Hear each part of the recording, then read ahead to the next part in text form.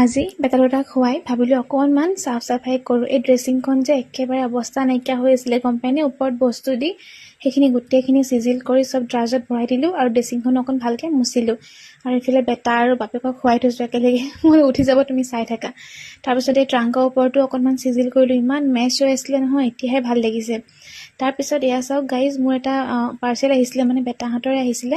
সেইটো মই শ্বুট কৰিবলৈ যাওঁতে এয়া চাওক মোৰ ষ্টেণ্ড পাতৰ যোনটো মোবাইল হোল্ডাৰ ভাঙি থাকিলে নহয়। তাৰপিছত মোৰ একদম মনটো বেয়া হৈ গৈছিলে। তাৰপিছত হাজবেণ্ডে কি কৰিলে, মোৰ আৰু এপাত ষ্টেণ্ডটোত এনেকৈ হোল্ডাৰ লাগি আছিলে, সেইটো হোল্ডাৰ খুলি আহি লগাই দিলে। তেতিয়াহে মোৰ মনটো ভাল হৈছে।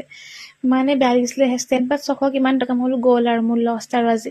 তাৰপিছত যেনিবা মানে বাচিলোঁ আৰু আৰু এতিয়া খুলি দেখাইছোঁ পাৰ্চেলটো। এইটো আচলতে নেইল ট্ৰিমাৰ হয়।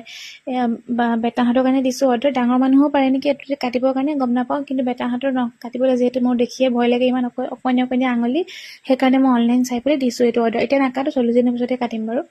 আৰু এইফালে হাজবেণ্ডে আজি মোৰ কাৰণে স্পেচিয়েল পনীৰ বনাই আছে। বাটাৰ যে কিমান দিছে বাৰু। এতিয়া ভাত খাব লৈছোঁ। মই পনীৰ খাইছোঁ আৰু এনেকৈ ভাজি এখন আৰু পাপৰ এনেকৈ লৈছোঁ। দাইল খাবলৈ আজি মন নগ'লে, দাইল নাই খোৱা সেইকাৰণে।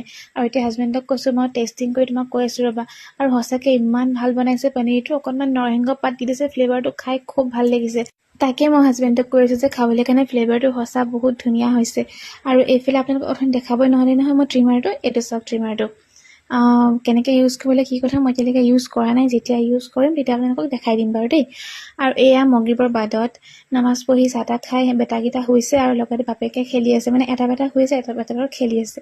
আজিলৈ আহিছোঁ দেই, আকৌ লগ পাম, বাই।